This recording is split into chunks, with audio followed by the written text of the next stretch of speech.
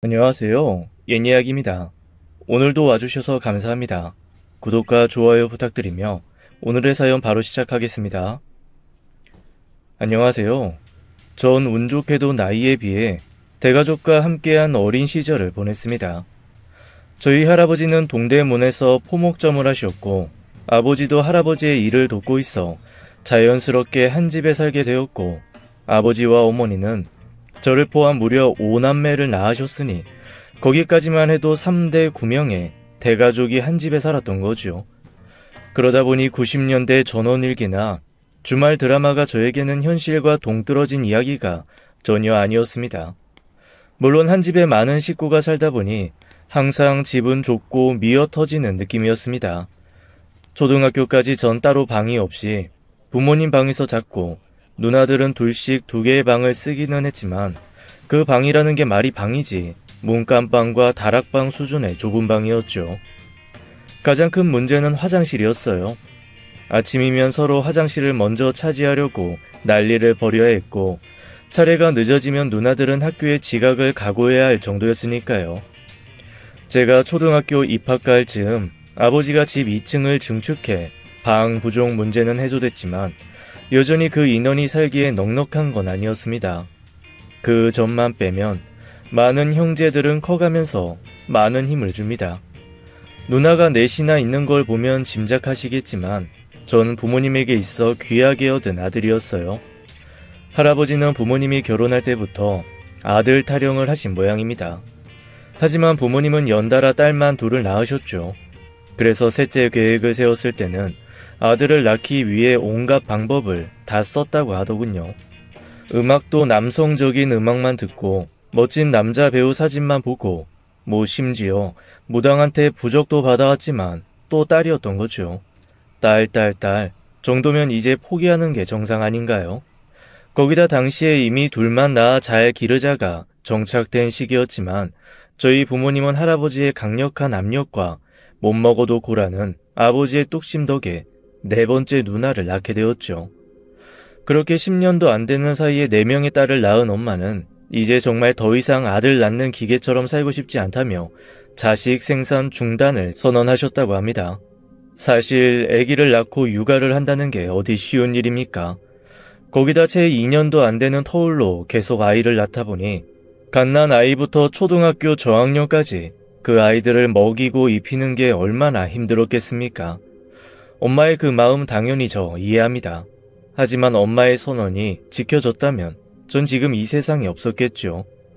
전 정말 기적 같은 확률을 뚫고 이 땅에 태어났습니다. 어머니의 절필선언, 아니 출산 행위를 끊겠다는 절산선언은 그 굳건한 의지를 보여주기 위해 아버지의 정관 수술로 이어졌어요. 할아버지는 여전히 손자에 대한 열망과 야욕을 불태웠지만 10여 년의 핍박을 받은 어머니는 나에게 절산 아니면 이혼을 달라는 프랑스 혁명급 투쟁 끝에 아버지를 끌고 병원에 가기까지 성공한 거죠. 결국 우리 아버지는 씨 없는 수박이 되었던 거예요. 그런데 기적이 일어났습니다. 수술한 지 1년이 지나 어머니가 임신을 하고 만 거죠. 처음에는 난리가 났던 모양이에요. 아버지는 이미 씨가 없는데 어머니가 임신을 했으니 혹여 이 여편네가 바람을 피운 게 아니냐는 의심도 가능했던 상황이었으니까요. 당연히 어머니는 내가 애 키우기도 힘든 상황에 무슨 바람이냐고 항변했고 결국 아버지는 자신의 상태를 확인하러 수술한 병원으로 찾아갔다더군요.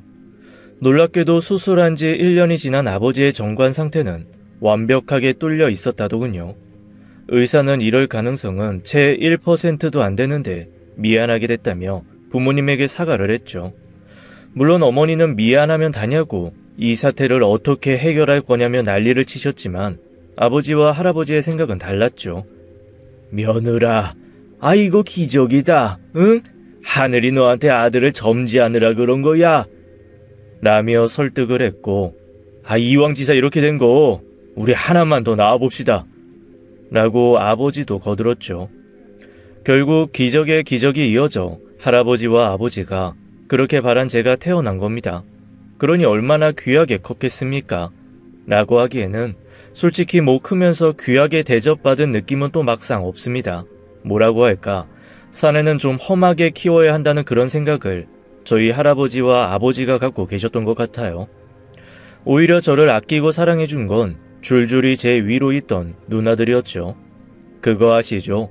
남자 오빠와 여동생 사이보다 누나와 남동생 사이가 훨씬 좋은 거.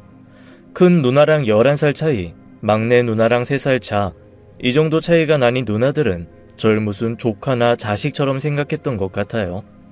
실제로 큰 누나는 지금도 저한테 말을 하죠. 넌 내가 업어 키웠지.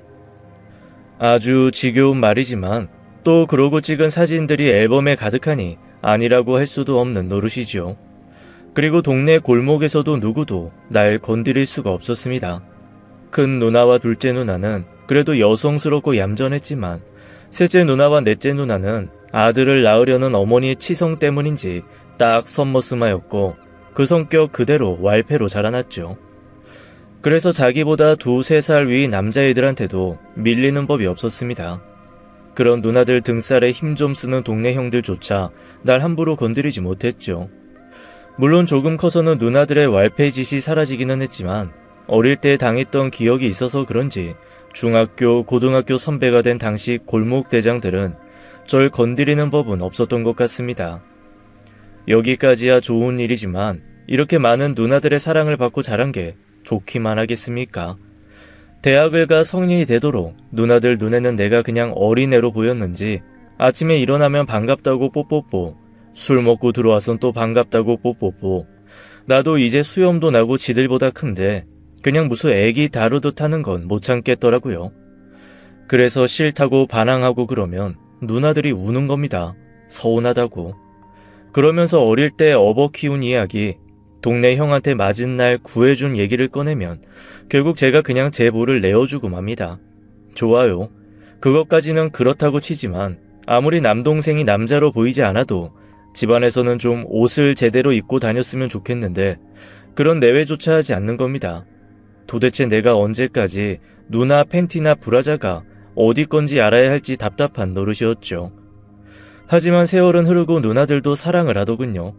노처녀 소리 듣던 큰 누나를 시작으로 둘째, 셋째, 넷째 누나까지 차례로 시집을 가는데 5년이면 충분하더군요. 27살 전 드디어 뽀뽀뽀 신세를 면하고 누나의 속옷을 볼 걱정도 없는 귀한 막내 아들이 될 수 있었습니다. 그런데 세상 참 웃기죠. 막상 누나들이 없으니 또 보고 싶은 거예요. 그런데 막상 누나들이 놀러 오거나 하면 빨리 갔으면 좋겠고요. 그래서 생각을 해봤습니다. 전 누나들을 보고 싶은 게 아니었어요. 그냥 외로웠던 겁니다. 생각해보니 누나들 등살에 20대 중반이 되도록 제대로 된 연애를 못 해봤었습니다. 너 여자 똑바로 만나야 된다. 똑바른 여자가 누군데? 나 같은 여자. 아이씨, 누나는 그게 말이 된다고 생각하냐? 이게 진짜? 죽을래? 암튼 너 여자친구 생기면 일단 나부터 보여줘. 그래서 보여줬냐고요? 미쳤습니까? 어떻게든 꽁꽁 숨겼죠. 그런데 여자들 촉이 무서운 게 제가 여자를 만난다는 낌새를 기가 막히게 아는 겁니다. 그리고는 어떻게든 제가 여자를 만나는 자리로 누나들이 찾아왔어요. 그리고는 제가 만나는 여자들의 흠을 잡았죠. 애가 좀 맹하다. 그치? 거기다 안 예쁘고. 그러게. 너 왜 그렇게 눈이 났니? 나 눈 높거든. 그리고 본인들 얼굴 좀 생각해보지. 이렇게 반항을 해보지만 정말 압력이 장난이 아니었습니다. 어떻게든 흠을 잡아 제가 여자를 만나는 걸 방해했죠. 그래서 그랬죠. 차라리 누나들이 여자를 해달라고. 그럼 또 희한하죠. 여자들을 해주긴 해줘요. 하지만 전 누나들이 해주는 여자들이 전혀 마음에 안 드는 겁니다. 제가 누나들이 소개시켜준 분의 외모를 지적하면 어머, 저 귀여운 애가 어디가 어때서? 사람 볼 줄 모르네. 뻔하지 뭐. 여우 같은 애만 좋아가지고. 그치. 전에 만난 애 그냥 딱 여우상 아니야. 불여우상. 성격을 지적하면 얘는 착한 거랑 멍청한 걸 구분 못하더라. 그러니 여우만 만나지. 도대체 왜 누나들은 내가 만나는 모든 여자들이 여우로 보였던 걸까요? 하지만 이제 그 속박의 세월은 끝났습니다. 누나들은 모두 결혼했고 제가 누굴 만나던 간섭할 수가 없으니까요. 그리고 곧 저도 운명의 여인을 만났습니다. 제가 다니는 회사 다른 부서의 여직원이었습니다. 전 무역회사에서 수출을 담당하고 있고 그녀는 기획실에서 근무를 하고 있었죠. 제가 연간 실적 보고 때문에 기획실에 갔을 때 처음 보고는 보자마자 숨이 멎을 것 같은 느낌을 받은 여자였어요. 보고서 건을 핑계로 몇 차례 찾아가 이야기를 했고 그걸 기회로 삼아 차를 마시며 탐색전을 펼쳤죠.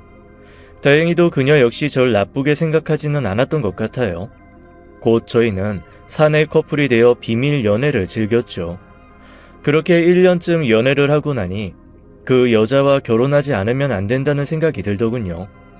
결혼의 가장 큰 걸림돌은 바로 요즘 세상 보기 드물게 많은 제 누나들이었습니다.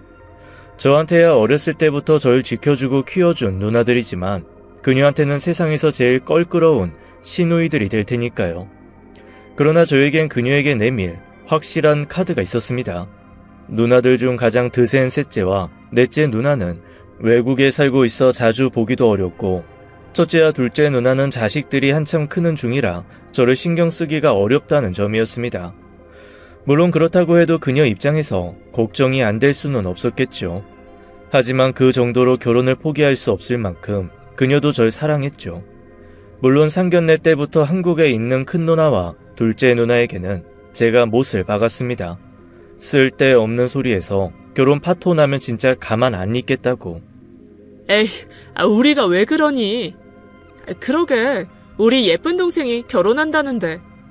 말만 이러고 옛날에 파토 내듯이 하면 안 된다. 됐어. 요새 애들 키우느라 다른 데는 아무 관심 없어. 나도 그냥 밥이나 먹으러 온 거지. 그렇게 말은 했지만 전 조마조마했죠. 혹시 두 누나들 때문에 제 결혼이 틀어질까봐요. 하지만 다행히도 그날 제 누나들은 천사처럼 다정하게 그녀를 대했습니다. 그래도 누나들은 내 편이라고 생각했을까요? 아니요. 전 그러기보다는 제가 선택한 그녀가 아무리 흠을 잡으려 해도 잡을 수가 없는 완벽한 여자라고 생각했습니다. 성공적인 상견례 후 결혼 준비에 들어갔죠. 하지만 역시 결혼까지 가는 길은 쉽지 않더군요. 처음 문제가 된 것은 혼수에 대한 거였습니다. 저와 그녀는 혼수나 예물 같은 건 최대한 하지 말고 함께 집을 구매해 결혼을 할 생각이었습니다. 하지만 그 일에 대해 누나들이 반대를 하고 나서더군요. 자기들은 결혼할 때 번번이 다 혼수를 해갔는데 새로 들어오는 며느리가 혼수를 장만해오지 않으면 부모님이 서운해하지 않겠냐는 거였죠. 정작 아버지와 어머니는 혼수에 대해 크게 말씀도 하지 않으셨는데 말입니다. 아버지랑 어머니는 신경도 안 쓰시던데? 신경을 안 쓰시는 게 아니라 말을 차마 못 하시는 거지. 그럼 우리 때문에 기둥뿌리 다 뽑혔는데 왜 안 서운하시겠니? 자기들 때문에 뽑힌 기둥뿌리를 왜 그녀가 내야 하는지 정말 모르겠다고 따졌지만 어느 틈에 큰 누나가 그녀에게 전화를 했더군요. 자기들에게까지 혼수할 필요는 없지만 부모님에게만은 섭섭하지 않게 혼수를 해야 한다고요. 그녀가 그 소리를 저한테 하는데 얼마나 쪽팔리고 화가 나는지. 하지만 그녀와 장모님은 오히려 누나들의 말에 감사까지 표하더라고요. 우리가 생각이 짧았어. 딸들 시집 보내느라고 얼마나 힘드셨겠어. 누나들 아니면 몰랐을 거 아니야. 내가 그 부분은 잘해서 보내드릴게. 장모님은 그렇게 섭섭치 않은 혼수를 저희 부모님께 준비해 주셨습니다. 그 혼수를 보고 자기들 공이라고 생색을 내는 누나들이 얄미웠지만 막상 보내온 물건들을 살펴보며 기뻐하는 부모님들을 보니 누나들이 나보다 먼저 결혼을 했고 세상 이치를 돌아가는 이치를 아나보다라고 생각하기로 했습니다. 하지만 그게 끝이 아니었어요. 그녀의 드레스를 고르는 날 갑자기 누나들이 들이닥쳤습니다. 깜짝 놀랐습니다. 아이, 여기 왜 왔어? 왜 오긴? 우리 올케 옷 보러 왔지. 보니까 나도 모르게 그녀와 누나들이 통화를 했던 모양이에요. 모 누나들과 스스럼 없이 통화를 한다는 게 좋기도 했지만 다른 한편으로는 무척 불안했죠. 누나들의 진짜 모습이 튀어나오면 어쩌나 하고요. 그녀는 누나들 앞에서 웨딩 드레스를 입기 시작했습니다. 역시 나의 섹시인 그녀는 무슨 옷을 입건 다 예뻤습니다. 예쁘다. 넌 저게 뭐가 예쁘니? 단칼에 누나들은 그 옷을 후보에서 탈락시켰죠. 그렇게 그녀가 두 번째 옷을 입자. 구식이야. 이건 나 결혼할 때나 유행하던 스타일인데. 그러네. 여기 스타일이 이거밖에 안 되나?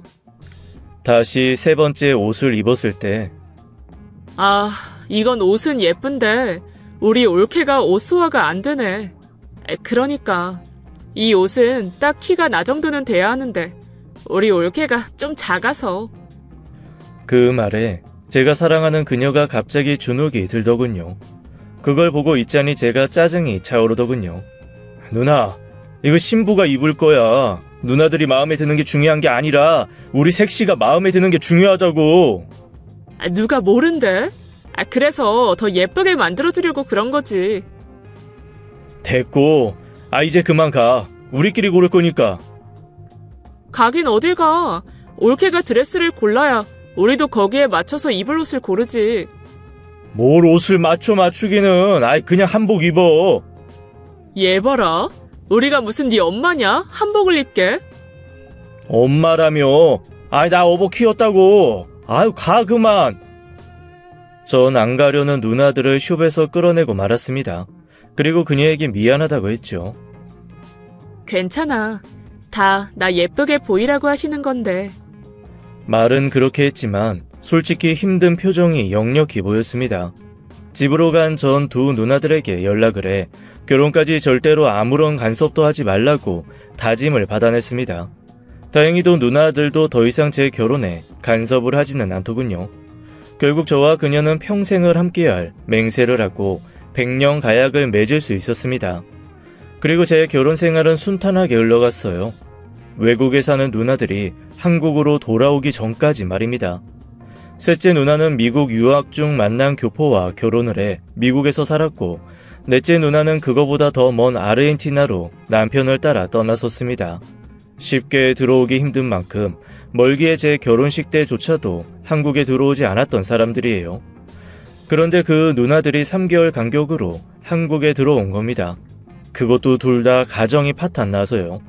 셋째 누나는 성격 차이로 아예 이혼을 했고, 넷째 누나는 매형이 부정을 저질렀다면서 별거를 하게 됐다는 겁니다. 망했다. 전 두 누나들의 귀국 소식에 뒷골이 당기는 기분이 들었습니다. 큰 누나, 둘째 누나야 다들 커가는 아이들 때문에 저에게 신경을 쓰고 싶어도 쓰기 어려운 상황이지만, 셋째와 넷째는 가정까지 깨진 마당에 한국으로 날아온 상황이니 내 인생에 간섭을 하려 들 것이 뻔하기 때문입니다. 슬픈 예감은 틀린 적이 없습니다. 누나들은 하루가 멀다 하고 저를 찾아오는 거였어요. 처음이야 마음의 상처를 입은 누나들을 달래줘야겠다는 생각도 많이 들었죠. 제 아내 역시 마찬가지였고요. 하지만 그것도 한두 번이지 부모님 집보다 저희 집에서 밥을 먹는 횟수가 많은 건 진짜 너무한 거 아닙니까? 저희는 진짜 할 게 많은 신혼부부인데요. 할 게 뭐가 그렇게 많은데? 그거? 어머, 그거야 나 있다고 못하니? 해. 난 거실에서 TV 보고 있을 테니까. 방에 침실 화장실도 따로 있고. 못할 게 없잖아. 이러고 있는 겁니다. 이거보다 더 큰 문제는 초장이 아내 길을 잘 들여야 한다며 시덥잖은 조언을 해대는 겁니다. 너 여자는 초장을 잡아야 된다. 안 그러면 못 잡아. 그게 누나가 할 소리야? 누나 맘대로 하고 살다가 결국 매형이랑 그렇게 된 거잖아. 매형이 못 견뎌서.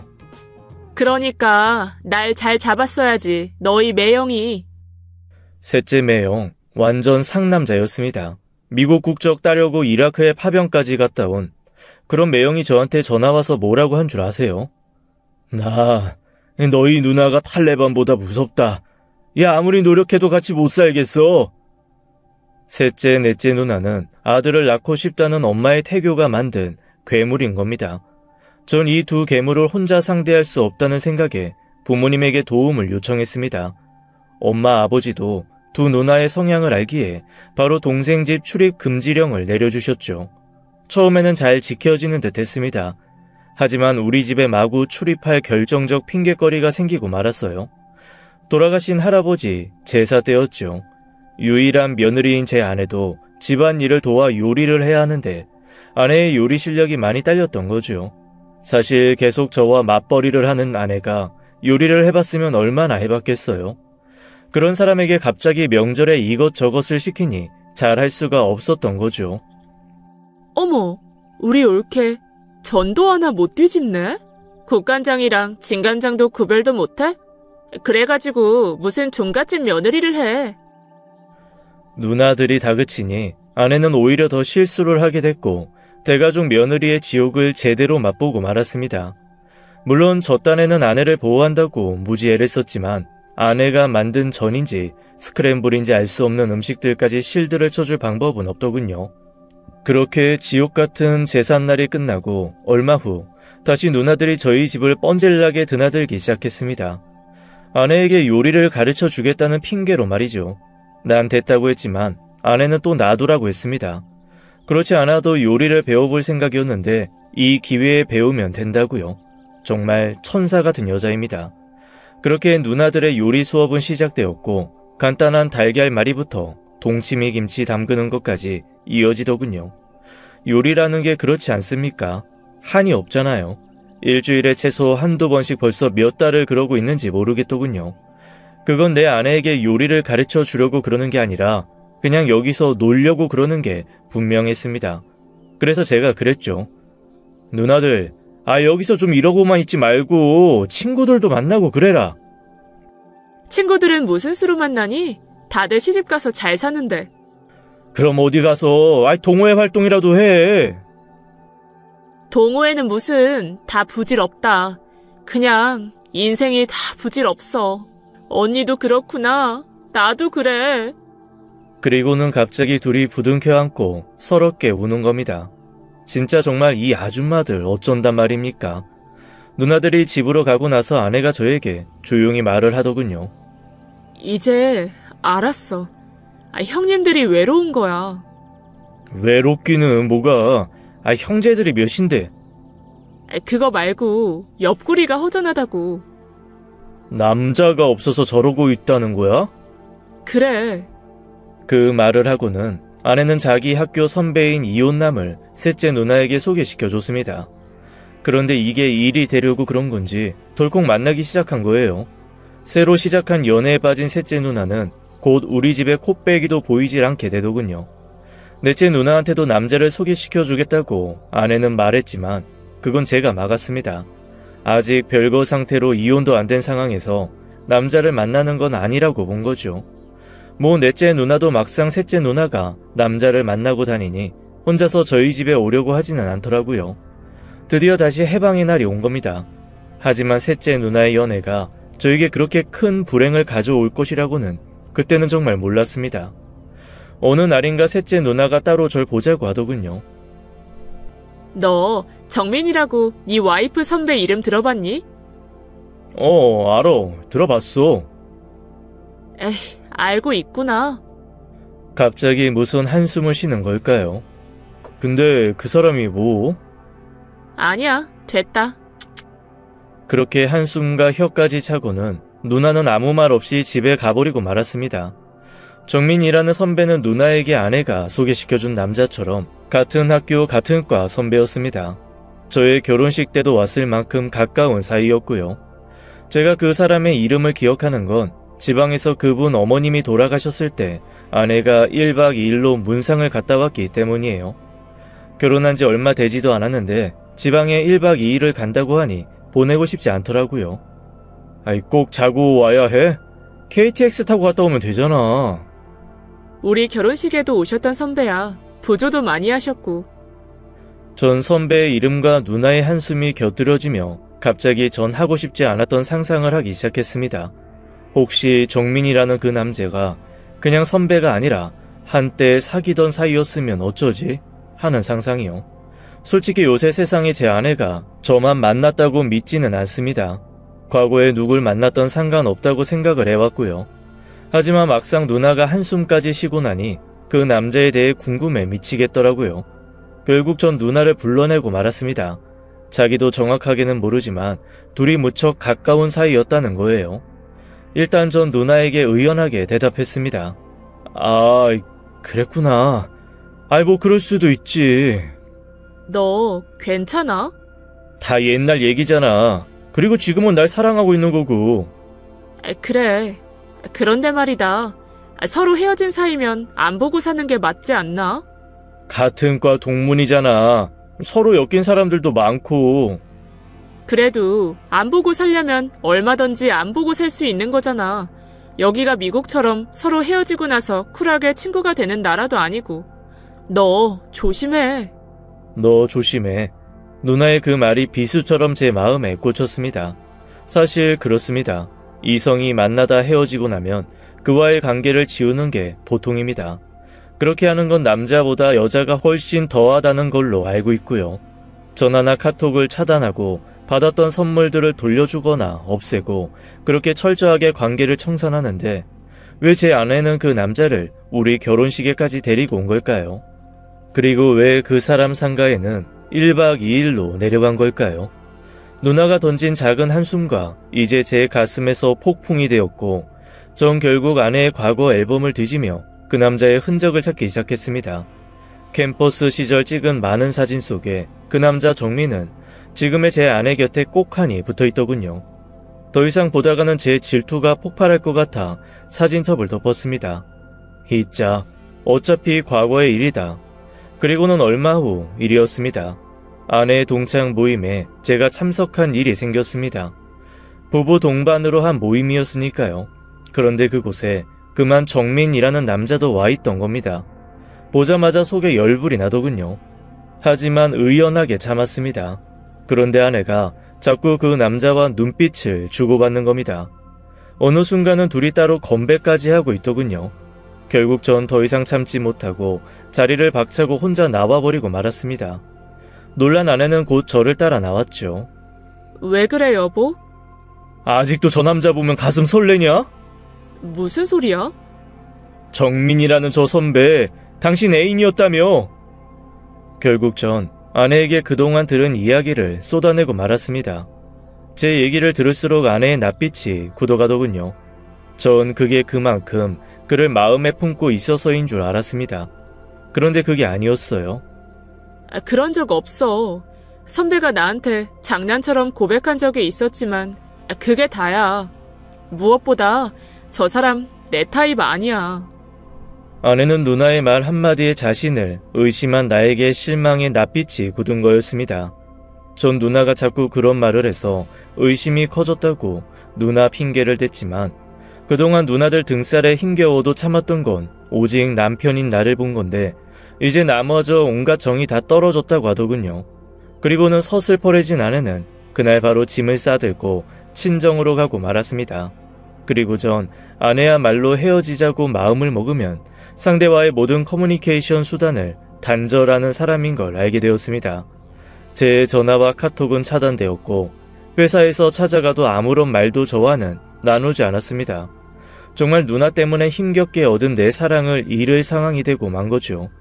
셋째 누나를 찾아가 왜 제대로 알지도 못하면서 그딴 소리를 했냐고 따졌더니 촉이 딱 와서 그런 거였다며 자기 때문에 오해가 생긴 거 풀어주면 되지 않겠냐고 했지만 이미 마음이 돌아선 아내에게 어린 반푼어치도 없는 이야기였죠. 일단 전 어떻게든 아내의 마음을 돌리기 위해 매일 처갓집으로 찾아갔습니다. 그렇게 한 달쯤 지나니 아내가 조금 누그러진 것 같다고 장모님이 이야기해 주시더군요. 하지만 그것도 장모님 말뿐이지 아직 아내는 제 앞에서는 쌀쌀맞기 그지없었습니다. 그러던 어느 날 빈 신혼집에 외로이 누워있는데 아내에게 전화가 왔습니다. 근 2달 만에 먼저 온 전화니 얼마나 반가웠겠습니까? 그런데 엄마가 쓰러지셨어. 맙소사, 장모님이 쓰러지신 거였습니다. 병원에 가보니 아내는 울고 있더군요. 뇌경색이었습니다. 다행히 초기에 병원에 와 고비는 넘겼지만 반신마비 증상이 온 상태라 당분간 입원 치료를 해야 한다더군요. 일단 전 우는 아내를 달래면서 말했습니다. 걱정 마. 장모님 내가 어떻게든 낫게 해드릴 테니까. 그날부터 저와 아내는 돌아가며 장모님 병수발을 들기 시작했습니다. 하지만 저희 둘 다 직장을 다녀야 되기 때문에 낮에는 간병인을 쓸 수밖에 없었죠. 그런데 갑자기 제 셋째, 넷째 누나가 자기들이 간병을 해주겠다는 겁니다. 전 됐다고 했습니다. 마음은 고맙지만 누나들이 또 언제 사고 칠지 모르기 때문에요. 그러자 이번엔 제 아내에게 이야기를 하더군요. 그동안 미안한 거 만회하기 위해서도 자기들이 간병을 하겠다고요. 잠시 고민하던 아내가 허락을 해주더군요. 그때부터 제 누나들은 저희 장모님의 간병을 한 달 이상 해냈고 장모님은 무사히 퇴원해 집에 돌아올 수 있었습니다. 정말 병 주고 약 주는 누나들입니다. 하지만 피를 나눈 형제인 걸 어쩌겠습니까? 다행히 그 후로 아내와 제 누나들의 관계는 무척이나 좋아졌습니다. 하지만 그래도 올케와 시누이 사이는 가깝고도 먼 거죠. 그래서 전 최대한 우리 누나들이 저희 집에 오지 못하도록 하고 있어요. 그게 서로에게 가장 좋은 길이니까요. 그런데 그 기준이 깨질까봐 걱정이에요. 아내가 드디어 임신을 했거든요. 전 다시 누나들에게 못을 박았습니다. 내 아내가 임신했다는 핑계로 우리 집에 들락거릴 생각은 말라고요. 다행히 누나들은 제 엄포를 아직까지는 잘 지키고 있답니다.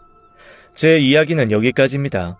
마지막으로 딸 부잣집 대가족 막내 아들에게 시집 와준 아내에게 고맙고 사랑한다는 말 전해주고 싶네요. 긴 글 들어주셔서 감사합니다.